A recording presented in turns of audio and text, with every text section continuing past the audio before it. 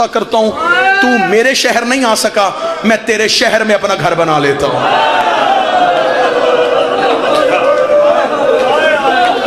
تو میرے شہر نہیں آ سکا نا، چل میں آ جاتا ہوں، میں تیرے شہر میں اپنے گھر بنا لیتا ہوں۔ میں کوئی قصر سجاد بناؤں گا، میں کوئی قصر علی اکبر بناؤں گا، میں کوئی دربار پنجتن بناؤں گا، میں کوئی در عباس بناؤں گا، میں بنا لوں گا تیرے شہر میں اپنے چھوٹے چھوٹے گھر۔ پھر ایسے کیا کرنا، تو اپنے گھر سے میرے گھر آیا کرنا، میں اپنے شہر سے اپنے گھر آیا کروں گا، تھوڑی دیر تو اور میں اکٹھے بیٹھیں گے، میں تجھے اپنے در سناؤں گا، تو مجھے اپنے در سنانا۔ اب اس بندے نے علی ولی اللہ پڑھا ہی نہیں جس کی چیخ نہ نکلے۔ حسین نے کہا پھر تیرا اور میرا وعدہ ہو گیا، تو میرے بیٹوں کے جنازے اٹھانا، میں تیرے بیٹوں۔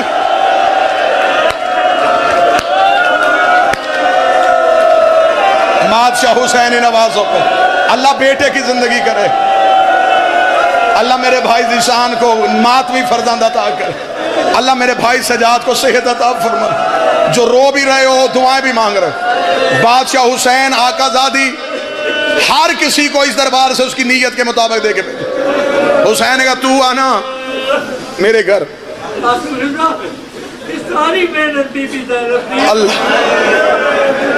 میرا بھائی ذیشان عزادار بھی ہے، اس نے کہا کہ یہ جتنے گھر بچائے ہیں، آج یہ مجلس ہے نا مرزا برادران کی مجلس، بے شک آج یہ مرزا برادران نے یہ سفیدہ بھی چاہیے نا، شرائی صاحب کوٹ مومن اتر کے کسی سے پوچھو نا آج مجلس کہاں ہے، کوئی جھڑک نہیں دیتا، کوئی گالی نہیں نکالتا، کوئی تمہیں تماچا نہیں مارتا، بڑی عزت سے کہتے سامنے جاؤ، تھوڑا سا آگے جاؤ گے وہاں پہ لوگوں کا رش ہے، وہاں آج ہو رہی ہے محمد کے بیٹے کی مجلس، تم آتے ہو تمہیں بیٹھنے کی جگہ ملتی ہے، تمہارے لیے سر پہ صاحباں ہے، تم باہر نکلو گے سبیلیں لگی ہیں پانی کے لیے، کھانے کا انتظام ہے، رکھ میرے سر پہ قرآن۔ جس نے غریب کی پہلی مجلس کروائی اس زندان کی چھت کوئی نہیں تھی، جس نے پہلی مجلس پڑھی اس کے ہاتھ رسیوں میں بندھے ہوئے۔ یہ پہلی ذاکرہ ہے شبیر کی، یہ پہلی مجلس ہے حسین کی۔ جس نے مجلس، میرے بھائی ذیشان نے، میں کچھ اور پڑھنے لگا تھا، انہوں نے رخ بدلا تو میں یہ دو جملے پڑھوں۔ پہلی مجلس شام کے زندان میں، پڑھنے والی حسین کی بہن، میں پڑھوں، میرا بھائی عمران کاظمی پڑھے، کوئی بھی مولا حسین کا ذاکر پڑھے۔ آخر ہم کتابوں سے پڑھتے ہیں نا، کتابوں سے پڑھ کے آپ کو سناتے اور آپ اتنا روتے ہیں، اس مجلس میں کیا روحانیت ہوگی جہاں موقع کی گواہ جس نے 70 قدم پہ بھائی کا قتل دیکھا تھا، وہ ذاکرہ مجلس پڑھتی، مجلس ختم ہونے سے پہلے حسین کی بیٹی بے ہوش، حسین کے بیٹے کو غش، مجلس تمام ہوتی۔ آج ہماری مجلسوں میں اعلان ہوتا ہے اختتام مجلس پہ شبیہ ذوالجناح برآمد ہوگا، جو مقررہ راستوں سے ہوتا ہوا واپس امام بارگاہ میں اختتام پذیر ہوگا۔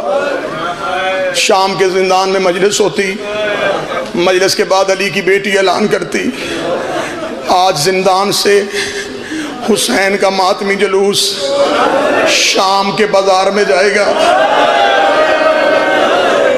ہاتھوں میں حسین کے سر والے نیزے ہوں گے، یہ جلوس زخمی ہو کے واپس زندان میں اختتام پذیر ہوگا۔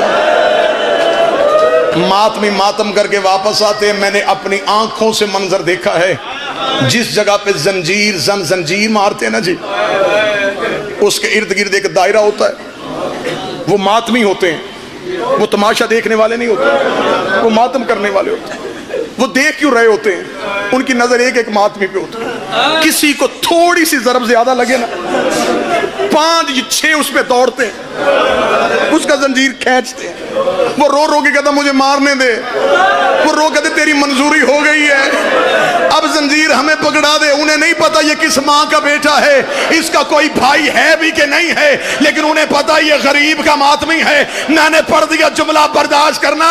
شام کے بازار میں زینب رو کہتی سجاد سکینہ کو پتھر لگ گیا ہے، سجاد رباب بے ہوش ہو گئی ہے، سجاد رقیہ زخمی ہو گئی ہے۔ سجاد کبھی سکینہ کو سنبھالتا، کبھی رقیہ کے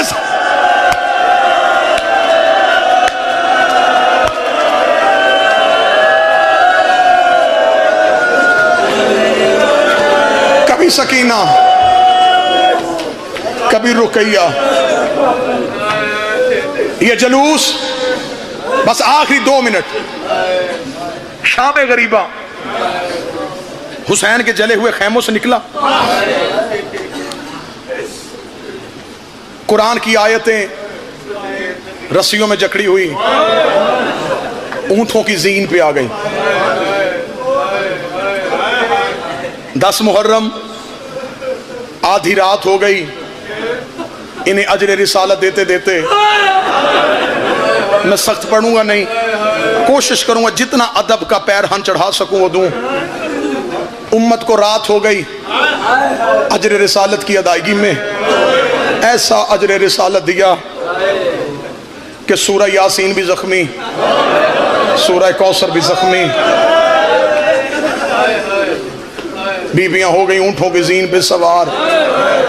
کربلا کے بعد پہلی منزل تھی کوفہ، ظاہر ممبر پہ بھی بیٹھے ہیں، مجمع میں بیٹھے ہیں، سر پہ قرآن رکھ کے مجھے بتاؤ کربلا سے کوفہ سفر زیادہ نہیں۔ کتابیں کہتی ہیں جغرافیے کے لحاظ سے اس دور میں کیونکہ جنگلوں کا سفر تھا، کوفہ دور کی آبادی تھی، وہ کہتے پھر بھی تیز رفتار گھوڑا 1 دن لگاتا تھا اور کوفہ پہنچتا تھا۔ 10 محرم کی آدھی رات یہ علی کی بیٹیوں کو لے کے نکلے ہیں۔ 11 محرم کی صبح کی اذان ہو رہی تھی جب زینب کا اونٹ کوفے کی گلی میں داخل ہو گیا۔ اب اگر کوئی مجمع میں تاریخ نویس بیٹھا ہو تو مجھ سے پوچھے کہ ابھی آپ نے کہا کہ تیز رفتار گھوڑا 1 دن میں جاتا تھا، پھر یہ 6 گھنٹے میں کیسے پہنچ گئے؟ سر پہ قرآن میرے اگر رکھے اور میں غازی کے علم کو ضامن بناؤں، کتابیں لکھتی ہیں ان بے غیرتوں نے اونٹوں کو گھوڑوں کے ساتھ اڑایا ہے۔ انہیں جلدی تھی کہ کوئی ہم سے حسین کا سر چھین نہ لے، کوئی لشکر ہم پہ حملہ نہ کر دے۔ انہوں نے علی کی بیٹیاں جن اونٹوں پہ سوار تھی، میرے سر پہ قرآن رکھو، اکیلی مائیں تو سوار نہیں تھی، ماؤں کی گردنوں میں تھے بچے، بچے تھے ماؤں کی گردنوں کے ساتھ لٹکے ہوئے، کیونکہ ماؤں کے ہاتھ تھے رسیوں کے ساتھ جکڑے ہوئے۔ یہ بے غیرت اونٹ کو تازیانہ مارتے، آدھا تازیانہ اونٹ کو لگتا، آدھا بچے کی پوچھ پہ لگتا، بچے کے ہاتھ ماں کی گردن سے چھوڑتے، بچہ رو کے کہتا اماں میرے ہاتھ کھل رہے ہیں، ماں رو کے کہتی بیٹا اکبر کا صدقہ، بیٹا اصغر کا صدقہ، بیٹا قاسم کا صدقہ۔ بچہ زمین پہ گرتا، پچھلے اونٹ کا پاؤں بچے کے سینے پہ آتا، بچے مرتے رہے زینب گنتی رہی، بچے مرتے رہے زینب گنتی رہی۔ جس ماں کا بچہ گرتا وہ رو کے کہتی علی کی بیٹی میری قربانی بھی لکھ لے، میرا بھی دین میں حصہ پڑ گیا۔ ایک ایک بچہ گرتا گیا، علی کی بیٹی گنتی گئی، ایک ایسا موڑ آیا جہاں پہ عالیہ کی آواز آئی باکر، بابے سے گئے اب قافلہ روک دے۔ آواز آئی اماں کیا ہوا؟ فرمایا میری کوئی سواری گر گئی ہے۔ اماں بچے تو پہلے بھی گرتے تھے، رو کے آواز آئی اب میرا بیٹا نہیں گرا، اب حسین کی بیٹی، حسین کی سکینہ گھوڑے